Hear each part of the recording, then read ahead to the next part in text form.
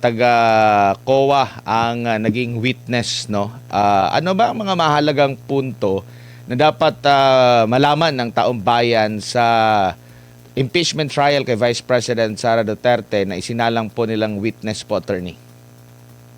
Well, naguguluhan nga ako bakit ang mga testigo na sinalang ng prosecution ay isinalang.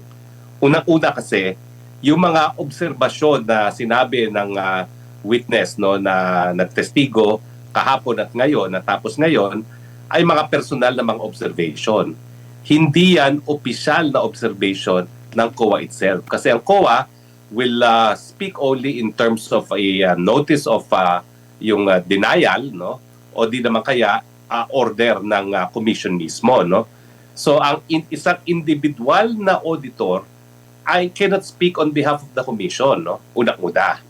Pangalawa, lahat ng mga observations niya observations lamang, no? At hindi po siya pwedeng maging conclusion na nagkaroon ng paglabag ng batas si VP Sara o di naman kaya ay paglabag sa tiwala ng taong bayan, yung betrayal of public trust, no? Kinakailangan may kwento pa rin kung paano naging kriminal yung mga bagay-bagay na pinapatunayan ng mga dokumento dahil ang mga dokumento mismo ay hindi po pwedeng magkwento. Kaya nga, nagkaroon ng konklusyon itong COA auditor na unang nag-testify ngayong araw nito na wala naman siyang nakita at wala siyang personal na kaalaman na kahit anong pagkakamali o kriminal na bagay na ginawa ni VP Sara at syempre sinabi rin niya na wala rin siya nakita na ni isang sentibo na napunta sa personal na bulsa ni VP Sara, no? So far, yung unang testigo sa COA, dating ex-COA na pala yan, hindi na siya COA, no? So hindi natin siya mapapaniwalaan na sa public officer na merong sinumpaang katungkulan na sabihin ng katotohanan, no? Dahil hindi na siya taong gobyerno, siya ay taong pribado na, ay mga personal observations lamang, no? At hindi po pwede maging basihan para nga sa kahit anong legal na conclusion na merong graft for corruption na ginawa si VP Sara or di naman kaya ay betrayal of public trust. Pagdating dito sa pangalawang testigo, hindi naman umusad kasi nga hindi rin pumayag sa stipulation itong mga depensa. At tama naman, no? Kasi bakit sila papayag sa stipulation, hindi naman nila alam kung ano na yung mga acknowledgement receipt na pinapakita dahil gaya nga sinabi ng Attorney Ferrer, mula nung na-issue yung mga acknowledgement receipt na yan, hindi na nila hawak yan. So hindi nila alam kung yan talaga yung mga acknowledgement receipt na nakita ng tanggapan ni VP Sara. So ngayon talagang magkakaroon ng delay kasi hindi nag-stipulate, kinakailangan isa-isahin pa yan na ikukumpira sa original at kinakailangan ilay din ng foundation kung sino ang gumawa niyang mga acknowledgement receipts na yan. Kasi hindi lang naman yung comparison with the original. Kinakailangan kilalanin din ng taong gumawa ng acknowledgement receipt yung mga ARs na yan. Otherwise, hindi pa rin siya pwedeng tanggapin dahil hindi siya magiging authenticated documents, no? So by and large, itong 2 araw talagang nakalipas, sa tingin ko, wala pa rin napatunayang either kriminal na gawain sa parte ni VP Sara o di naman kaya kahit ano na magpapatunay na mayroong pagtataksil sa pagtiwala ng taong bayan sa kanya, no? Dahil ang mga dokumento nga, gaya na aking sinabi, hindi naman yan nagkukwento. Kinakailangan, meron pa rin tao na magkukwento at itatagni-tagni sa kwento nila yung mga dokumento bilang mga patunay. Opo, clarify ko lang muna, attorney, no, dahil si Attorney Wamil ay nasa COA pa rin pero siya na yung team leader, audit team leader ng COA Pasay City at dati siya sa COA Intelligence and Confidential Funds Audit Office or ICFAO na nakakasaklaw doon sa confidential funds ni Vice President Sara Duterte. Dito tayo sa... I stand corrected. Opo, attorney. I stand corrected. So, taong gobyerno pa rin siya but hindi mag-iiba yung obserbasyon ko na lahat ng mga sinabi niya ay personal observations niya at hindi opisyal na findings ng COA itself.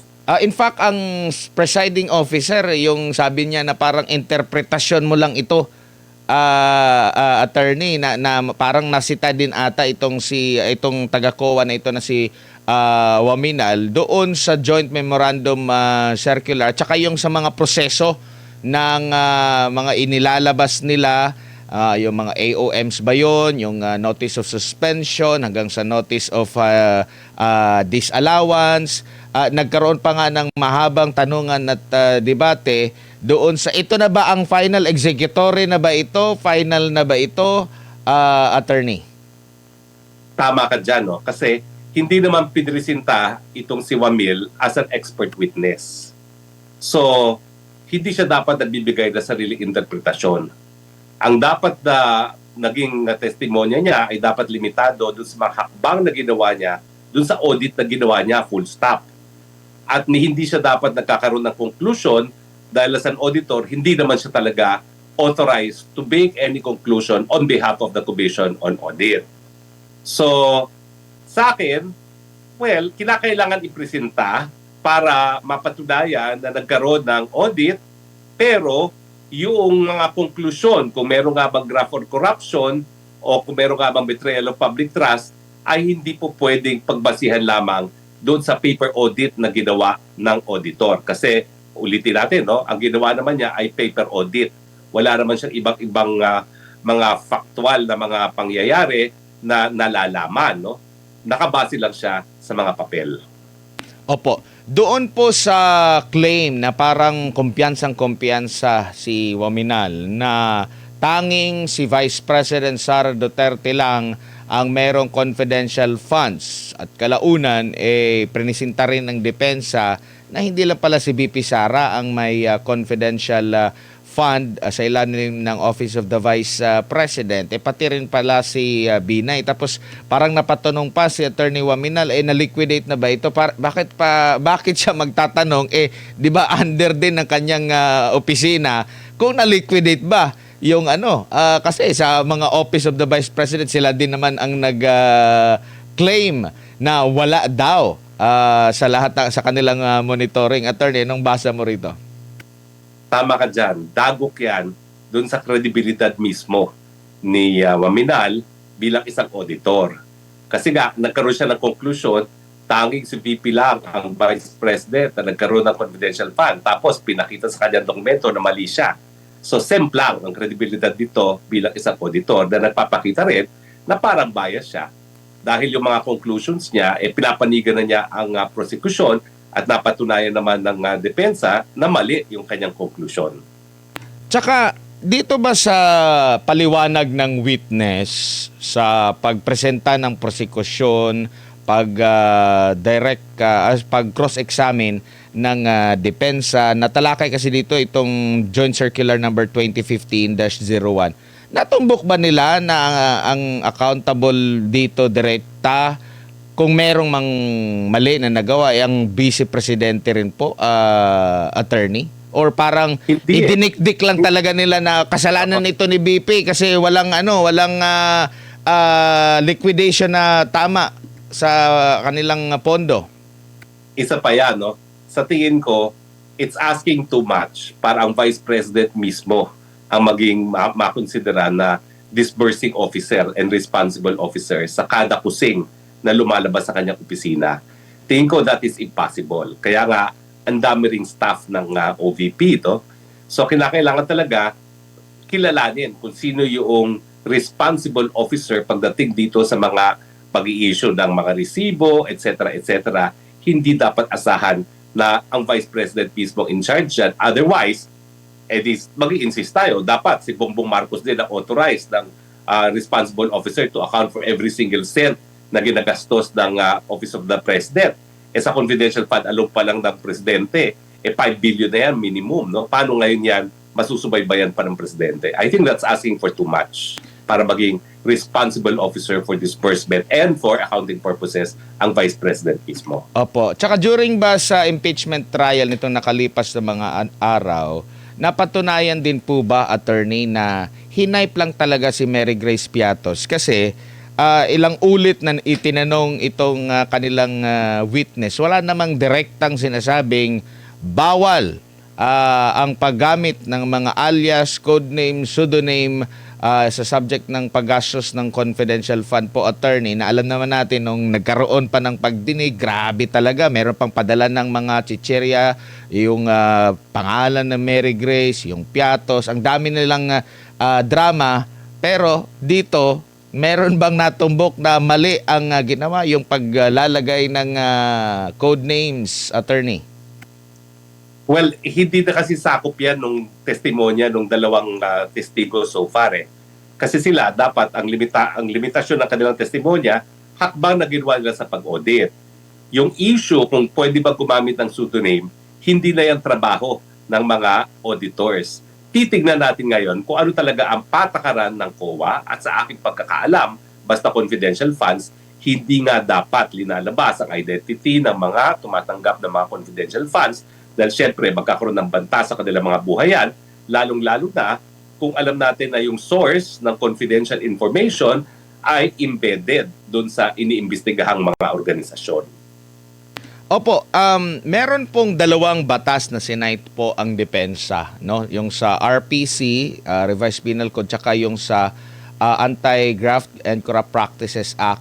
Patungkol po dito sa mga confidentiality, sa mga impormasyon na dapat manatiling confidential po, no? Kasi ang laging napag-uusapan dito po sa nakalipas na trial, lalo na pagpresenta ng prosekusyon, ay ito nga pong COA DBM Joint Circular number 15-01. Alin po ba ang dapat manaig sa mga nag-o-audit, lalo na sa COA? Doon lang ba sila nakatutok sa joint circular number at hindi isa sa alang-alang itong dalawang batas din na ito na sinight din ng depensa sa kanilang pag-audit po, attorney? Lahat yung mga administrative orders, yan ay nagpapatupad lamang ng mga umiiral na batas ng saligang batas. Hindi po yan po pwedeng manaig sa isang batas at sa ating saligang batas. In fact, ang basehan kung ang isang administrative order ay valid or hindi, kung siya ay binabago yung pulisiya na ginawa ng Kongreso sa pamamagitan ng isang batas. So sa akin, yung pagpapataw ng parusa sa illegal na pag-disclose ng mga confidential information, yan ang pulisiya ng gobyerno na hindi po pwedeng baguhin ng kahit anong administrative order ng Commission on Audit. Merong mga umuugong-ugong na iimbitahan daw ng prosekusyon si Mary Grace Piatos. Anong basa mo rito? Kalokohan lang po yan. At saka yan po talaga ay teatro na lang. Nakita naman natin ang prosecution, puro teatro. Pati panunood ng ODC, no? Pati yung, hoy, huwag kang sasagot, no? Talagang, ano na ito, sarswela ang ginagawa nila dito sa impeachment na ito. Hindi sana ako mag-o-object except that 25 billion ang nawawala sa atin kada araw ng kanilang sarswela na matapos ang 13 araw ay wala pa rin napapakitang either krimen na nagawa si BP Sara o di naman kaya yung pagtaksil sa pagtiwala ng taong bayan. Tsaka may mga kumakalat din na balita na parang kinikwestiyon nila kung ang OVP ba o ang DepEd din ba ay may karapatan na magkaroon ng confidential fund. Pati na yung paglalaanan ng pondo na talagang nistipulate doon na ito paglaban sa terorismo, pagprotekta sa mga kabataan laban sa mga recruitment na parang pinalulutang nila na hindi ito saklaw ng OBP at saka ng Department of Education. Bakit meron silang confidential fund para rito po, attorney? Ano masasabi niyo rito? Well, unang-una, hindi na trabaho yan ng Commission on Audit. Okay? Ang pantao ng budget, Kongreso ang nagsasabatas niyan. At wala namang halaga na ginastos si VP na hindi sang-ayon sa pantao ng budget.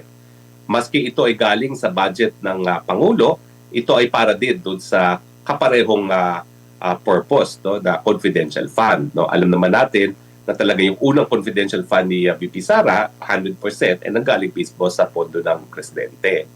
So, sa tingin ko, yung judgment kung saan po pwede gastusin yan, titignan natin yung batas mismo. Kapag sinasabi ng batas na confidential fund, malawak naman po ang ibig sabihin niya, no? At meron dahilan din kung bakit pinagbabawal ang pagdi-disclose kung paano talaga sino tumanggap niyan dahil kapag confidential funds sa pinag-uusapan, nakatukoy tayo sa national security.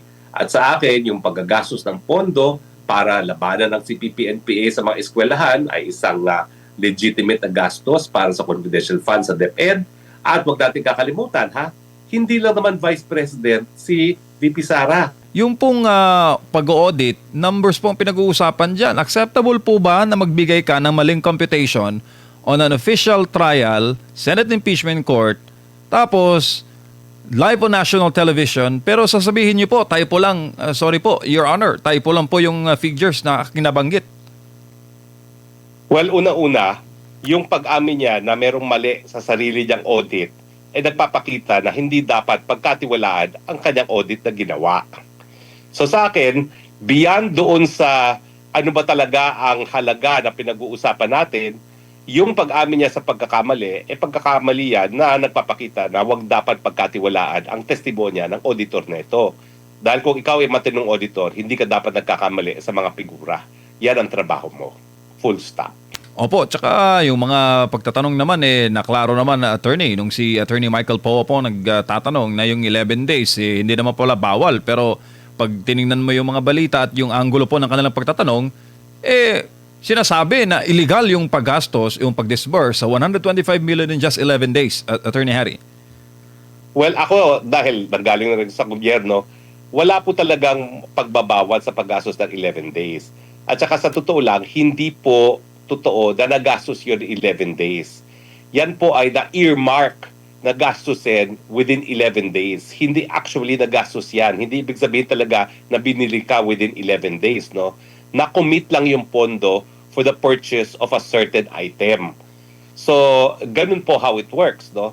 At kinakailangan nga po na gawin yan bago matapos ang taon dahil pag hindi nyo po na-commit yan, okay, ang ini-earmark lang po yan, hindi actually ginagastos, hindi required na actually gastusin na lumabas sa kaban ng bayan yan. Pag hindi mo yan na-earmark by year-end, babalik yan sa general fund. Sayang naman yung pondo na yon dahil tinitignan din natin yung abilidad ng mga ahensya na gastusin yung mga budget na nakaalat sa kanila. At isa sa batayan kung sila ay ginagawa ang trabaho nila, kung hindi nga nila nagastos yung budget na hiningi nila sa Kongreso. Kumbaga dyan papasok, attorney, yung liquidated at saka obligated na mga pondo. Attorney Harry. Correct po. No? Ang importante lang dyan is ma-obligate siya. Mm. Kinakailangan meron na siyang paggagastusan. Hindi naman ibig sabihin na ibinili na yan within 11 days. Bakit hindi po nila ito magets o ayaw nilang igets, Attorney Harry? Well, kasi alam mo, ang impeachment, ito ay political and legal. So pagdating sa legal, syempre, ginagawa nila ng kwento si VP Sara. Pero kung napapansin mo, unlike yung mga nangyari kay VP Binay doon sa mga investigasyon ng Senado, habang nagpapatuloy ang impeachment trial ni VP Sara, lalo pang tumataas ang trust rating at approval rating ni VP Sara. Ibig sabihin, talagang walang katiwala ang taong bayan dito sa mga prosecutors na naninira lamang sa pagkatao ni VP Sara. Opo, attorney, bilang pong isang alagad ng batas, meron po kasing mga pagsita, no? Both ang presiding judge, both sa senator judges, and dito po sa mga taga-prosecution, dito po sa laging sinisita na conclusion of facts, attorney, bawal, di pwede. Kanina, may nasita kanina na senator judge. Ano bang relevance niyan, Attorney Harry? Kasi kapag ikaw ay nagtatanong ng mga bagay-bagay bilang isang West, nais mo lang linawin kung yung mga tinatawag nating mga facts, antecedent facts, okay? Hindi ka dapat nagbibigay na ng iyong prejudgment. Kasi hindi pa tapos eh. Yung prejudgment na sinasabi ko, yun na nga yung conclusion of fact and law. So dapat, clarificatory questions para maintindihan mas mabuti kung ano yung issue. Pero hindi ang pagkakataon para ikay maghusga na. Dahil ang paghuhusga sa pagkatapos na ng trial, dahil hindi lang naman prosecution na magsusubiti ng ebidensya, pati naman yung akusado, si VP Sara, ay may karapatang magpresenta rin ng ebidensya. So kung ikaw ay magkakaroon na ng conclusions of facts and conclusions of law, para kay ka pa nagkaroon ng pagbibista, di ibitay na si VP Sara, miski hindi pa siya naririnig kung ganyan naman ang gagawin ng mga senator judges. Opo, pinunto po ni Senator Amy Marcos, Senator Judge Marcos, na batay sa COA findings, wala naman daw pong deklarasyon na ninakaw ang confidential funds. Para saan pa po itong Article 1, Attorney Harry? Well, pag-aasay lang po talaga na oras yan. Kung hindi sana 25 million a day, hindi ako magre-reklamo. pero talagang dapat magalit na ang taong bayan dahil itong walang kwentang mga ebidensya at pinapakita nila na lumalabas na wala namang pagkakamali ginawa si BP Sara ay pagwaldas sa kaban ng bayan na dapat sana napupunta sa mga sitmurang sumasakit dahil nga sa kagutuban.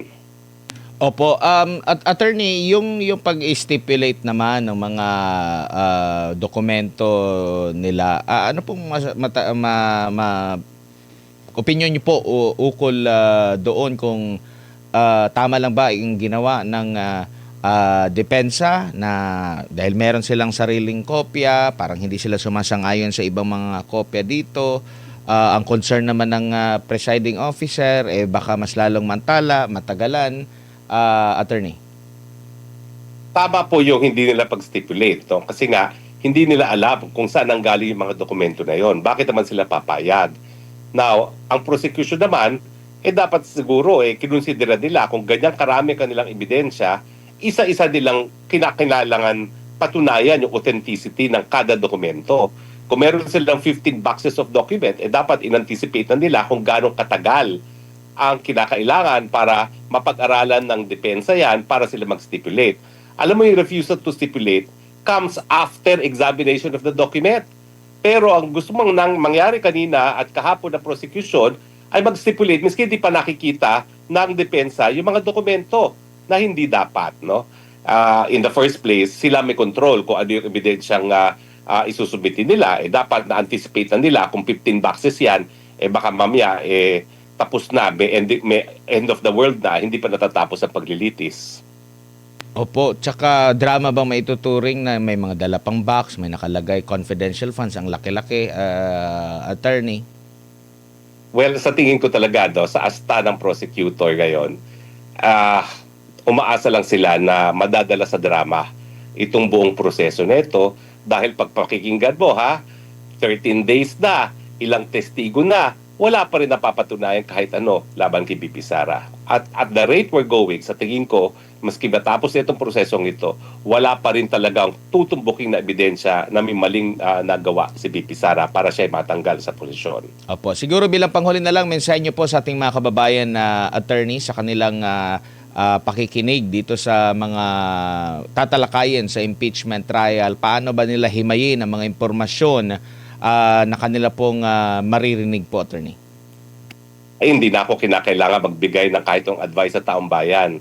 Yung katunayan na lalong tumataas ang pagtiwala ng taong bayan at ang approval rating ni BP Sara at yung kanyang survey habang nagpapatuloy ang impeachment complaint ay nagpapakita na hindi pinaniniwalaan ng taong bayan itong mga ebidensyang linalatag ng prosekusyon at yung patuloy na pagtiwala kay BP Sara ay nagpapakita na alam nila na sarswela lang itong impeachment na ito at ang pakay nito ay siraan si BP Sara na dahil wala kang ebidensya, hindi naman nagtatagumpay.